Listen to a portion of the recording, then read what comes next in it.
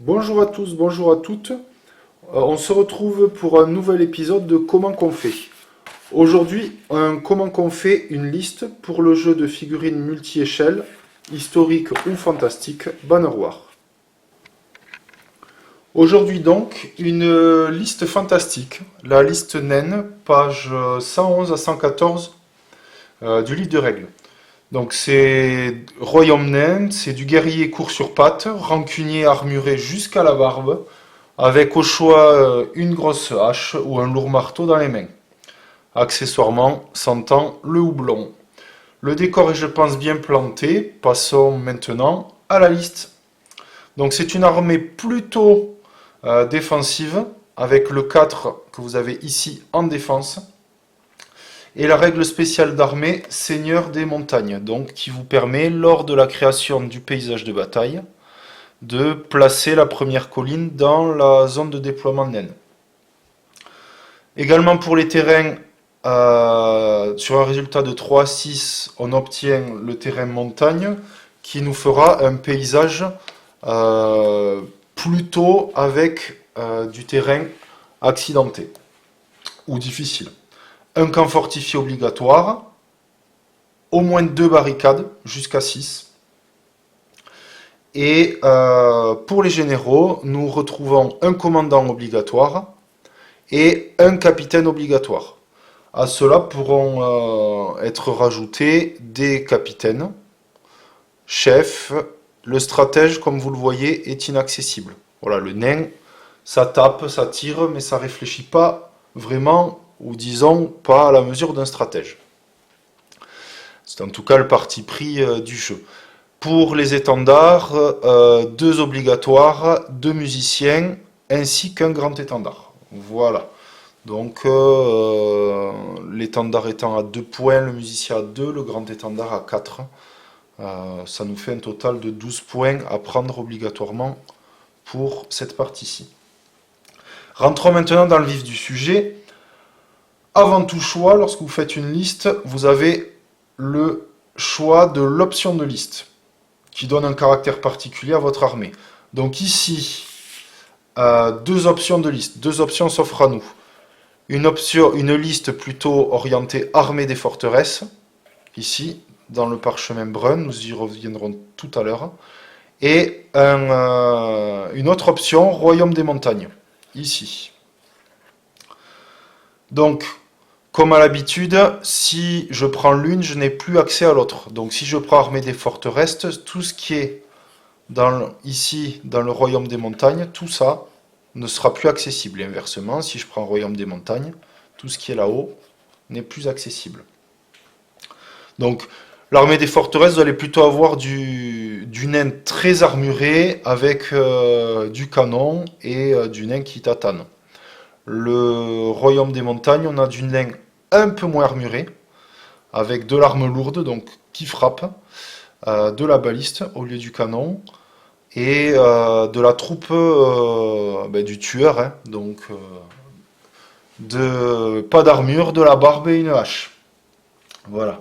Une fois choisi l'une de ces options, si, juste avant, petit rappel, toutes les troupes qui sont en bord rouge sont dites obligatoires.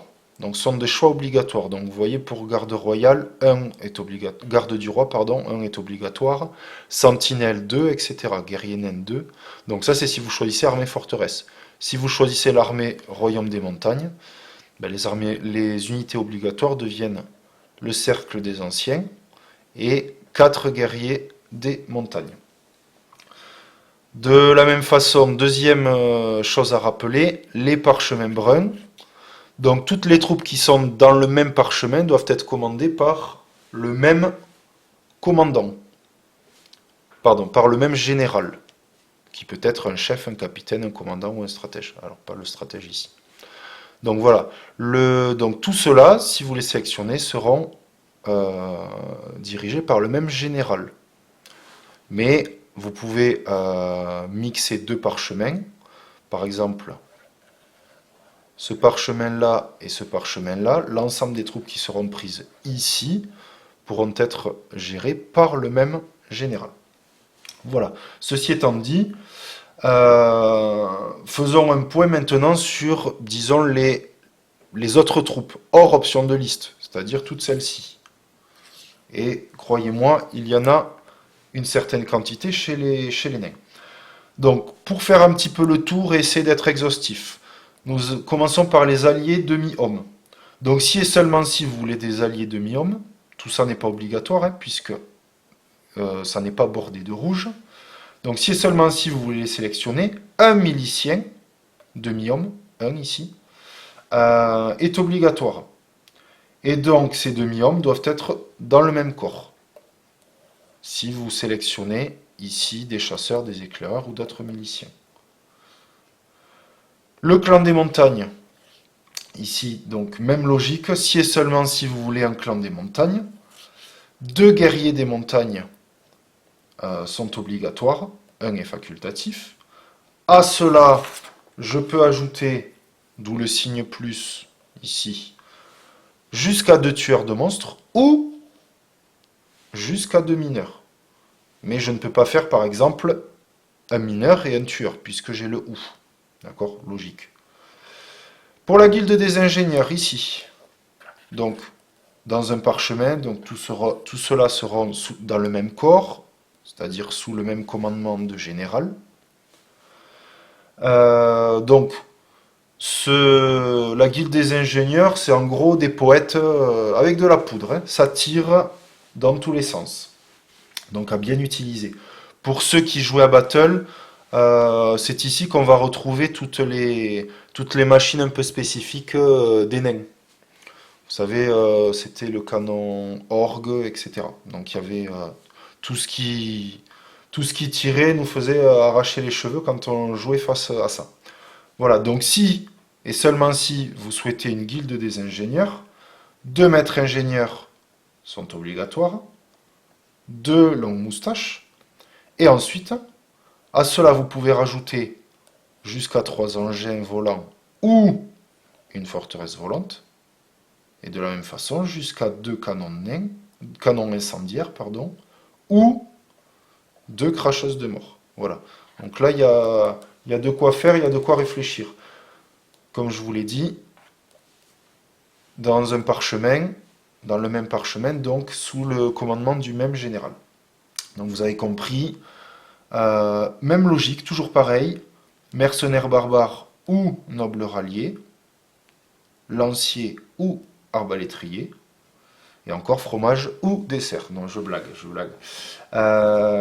Pour les mercenaires d'Asgard, donc vous voyez, dans le même parchemin, ça pourrait être mis avec d'autres troupes ou agir seul sous le commandement d'un général, à savoir que si vous en prenez 2, puisqu'il y a parchemin, il y a dans le même corps. Voilà, j'insiste bien parce que c'est peut-être la petite difficulté pour faire les listes à Banner War. Sinon, après, c'est quand même très très ouvert.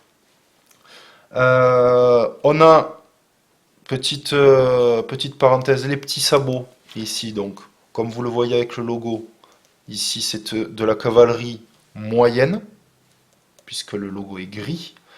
Donc de la cavalerie moyenne. Alors elle casse pas tout, elle est un petit peu plus lente que les cavaleries habituelles. Bon, normal, hein, on est plutôt sur de la monture type poney ou chèvre, donc ça casse pas tout. On est plus sur de la ferme pédagogique que de l'hippodrome de Longchamp. Voilà, vous m'avez compris. C'est de, c'est de la cavalerie qui va certainement avoir 3-3 si mes souvenirs sont bons. Là, et pour finir, la guilde des forgerons ici. Alors, très intéressant puisque vous voyez pas de parchemin à bord brun. Donc tout ce que vous allez prendre ici va pouvoir être réparti absolument librement dans les différents corps de votre armée.